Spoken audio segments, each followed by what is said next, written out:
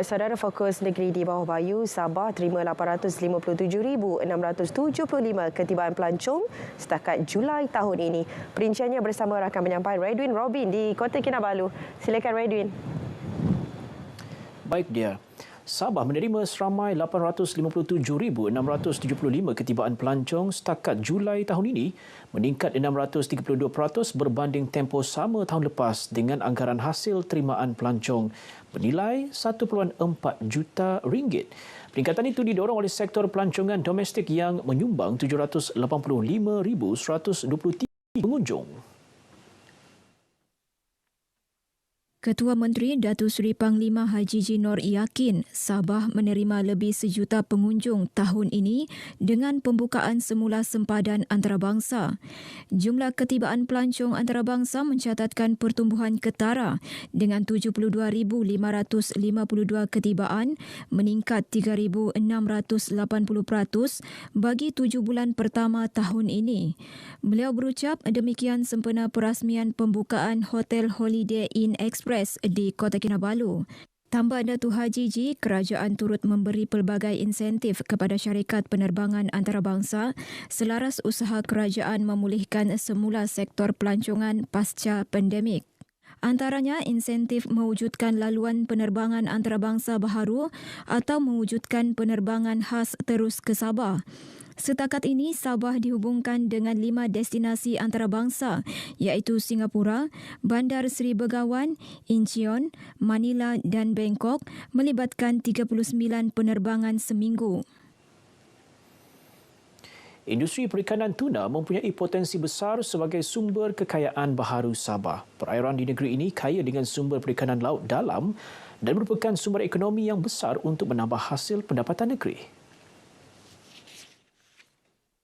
Sehubungan itu, Menteri Pertanian dan Industri Makanan Datuk Seri Dr. Ronald Kiandi berkata, pihaknya akan menumpukan sepenuhnya industri perikanan laut dalam selari dengan dasar agromakanan negara 2.0, bukan sahaja untuk kelangsungan bekalan makanan tetapi turut membuka peluang mengeksport sumber perikanan laut dalam.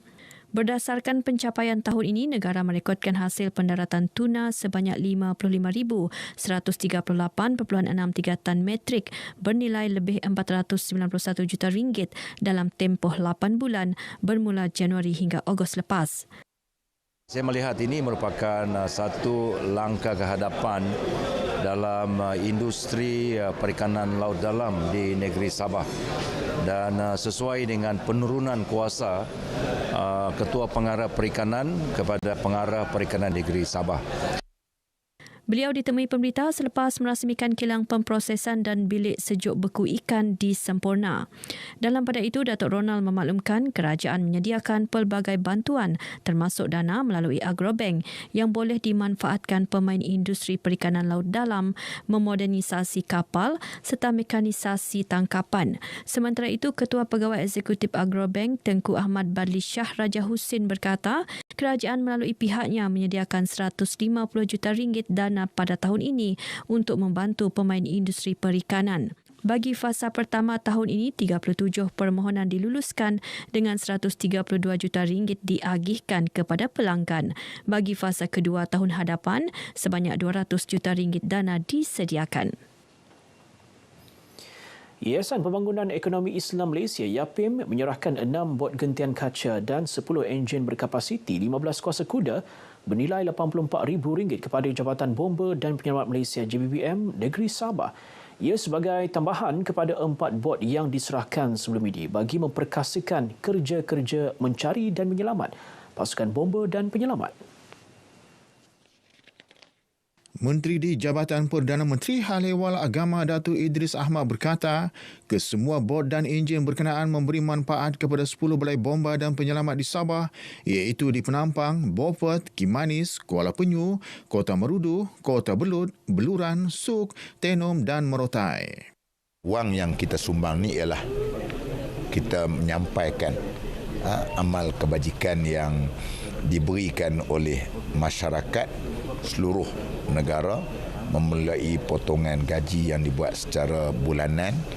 Maka inilah hasil dia yang kita dapat lebih kurang antara 40 dengan 42 juta setahun. Maka wang itulah yang kita sumbangkan. Beliau ditemui dalam majlis serahan enjin dan bot penyelamat kepada JBPM Sabah di Tawau. Dalam majlis berasingan, Datuk Idris menyampaikan sumbangan RM200,000 kepada penduduk terjejas kebakaran dan 10 badan bukan kerajaan NGO Sabah di Masjid Al-Kausar Tawau. Kami di PKPDS mengucapkan ribuan terima kasih pada Yayasan Taqwa atas sumbangan yang besar inilah. Bagi kami besar sebenarnya sumbangan ini, sebab bagi kami sumbangan salah satu faktor yang pentinglah untuk kita menjalankan misi yang telah kita rancanglah. Kami amat berterima kasih dan ini pertama kali kami Persatuan Mualaf dibagi sumbangan sebesar inilah. Jadi saya bagi pihak pengerusi saya mengucap syukur dan terima kasih apa yang ada, dan kami akan memanfaatkan duit yang kami terima ini untuk mualaf kami lah, kami persatuan. Kementerian Pembangunan Masyarakat dan Kesejahteraan Rakyat bersama Jabatan Hal Ehwal Wanita Sabah JEHWA serta Majlis Penasihat Wanita Sabah MPWS sedia bekerjasama dengan pelbagai pihak demi pembangunan wanita di negeri ini. Menterinya Datuk Syahelmi Yahya berkata ketika ini pihaknya memberi fokus kepada usaha meningkatkan kepimpinan golongan wanita di peringkat akar umbi menerusi kerjasama Akademi Kepimpinan Wanita AKWAN. Melalui program tersebut, golongan wanita diberi pendedahan pengetahuan teori dan amali serta kemahiran berkualiti yang diperlukan dalam aspek pembangunan dan kemajuan wanita. Ini bertujuan untuk kita mencapai dasar wanita negara yang mana menginginkan agar 30% wanita terlibat dalam pembuat dasar di negeri Sabah dan juga negara kita. Datuk Syahelmi ditemui pemberita selepas merasmikan penutupan kursus kepimpinan wanita akar umbi tahun 2022 anjuran MPWS di Papar. Sementara itu, pengurusi MPWS Datuk Dr. Tarsia TZ Taman memaklumkan kursus disertai 44 peserta terdiri pemimpin jawatan kuasa pembangunan dan keselamatan kampung, Persatuan Wanita serta badan bukan kerajaan NGO. Ia bertujuan memperkasa golongan wanita khususnya dalam aspek kepimpinan seiring aspirasi dasar dan hala tuju negeri Sabah. Pelaksanaan projek Lebuhraya Pen Borneo bagi pakej kerja 5 menaik taraf jalan dari Dongongon ke simpang Jalan Papar Spur kini mencapai 99.1% siap. Projek sejauh 11.39 km melibatkan kos pembinaan RM149 juta itu dijangka boleh diserahkan awal Oktober depan. Menurut Timbalan Menteri Kerja Raya Dato' Atta Joseph Kurup, ketika ini pelaksanaan pakej kerja hanya melibatkan kerja-kerja mengecat dan pemasangan papan tanda. Ada pakej yang ada kelewatan sedikit, tetapi pada masa yang sama kita akan sentiasa memastikan bahawa pembinaan ini akan mengikut skop kerja, khususnya untuk memastikan keselamatan pengguna dan juga keselesaan jalan ini boleh menepati kepada sasaran dia. Dato' Atta bercakap kepada pemberita selepas meninjau projek Lebuhraya Pen Borneo bagi pakej kerja 5 menaik taraf jalan dari Dongongon ke simpang Jalan Papar Spur di Papar. Projek berkenaan merangkumi pembinaan 2 jambatan konkrit iaitu Jambatan Simpudu 1 dan Jambatan Simpudu 2, 1 jejantas, 15 pembentung dan 32 paip pembentung. Dalam perkembangan sama, Dato' Atta memaklumkan 2 lagi pakej kerja projek Pen Borneo melibatkan pakej 27 iaitu Lot M ke Batu 32 Sandakan sejauh 8.1 km dan pakej kerja Lahadatu Bypass sejauh 7 km juga dijangka siap dalam tempoh terdekat dan akan diserahkan hujung tahun ini. Penglibatan murid dalam bidang sukan bukan sahaja berupaya mengasah bakat serta potensi diri, malah membantu pertumbuhan kanak-kanak dengan cemerlang. Ini kerana menerusi sukan, ia dapat melatih mereka untuk lebih fokus, berdisiplin, mempunyai semangat juang yang tinggi dan bekerjasama dalam satu pasukan. Memudayakan sukan itu adalah salah satu aspek yang penting di dalam kita melahirkan minda anak-anak kita yang cergas, yang cerdas, yang sehat dan akan memberi kemudahan kepada mereka untuk menerima pelajaran yang diajar oleh guru-guru di sekolah masing-masing. Beliau yang juga Adun Apas menyatakan demikian kepada media selepas merasmikan Karnival Sukan Prasekolah peringkat daerah Tawau.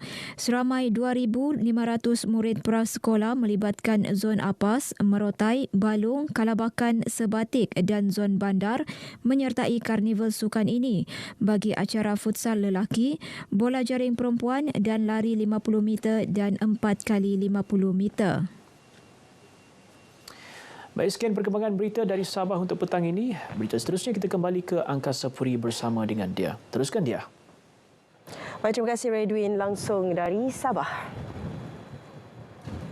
Baik saudara, kita ke perkembangan seterusnya. Penganjuran Borneo Arts Festival 2022 di Labuan berjaya menarik 2,000 penyertaan pada tahun ini selepas 2 tahun acara itu tidak dianjurkan. Ini berikutan pandemik COVID-19. Penganjuran itu berjaya menarik lebih 10,000 pengunjung dari dalam dan luar wilayah itu sekaligus, membantu meningkatkan ekonomi Labuan. Timbalan Menteri Wilayah Persekutuan Datuk Seri Jalaluddin Alias berkata, kejayaan penganjuran Borneo Arts Festival 2022 kali ini atas usaha kerjasama antara pemimpin dengan agensi kerajaan. Kerjasama itu harus diteruskan bagi menstabilkan ekonomi Pulau Bebas Cukai itu di samping memacu perancangan pembangunan pada masa depan.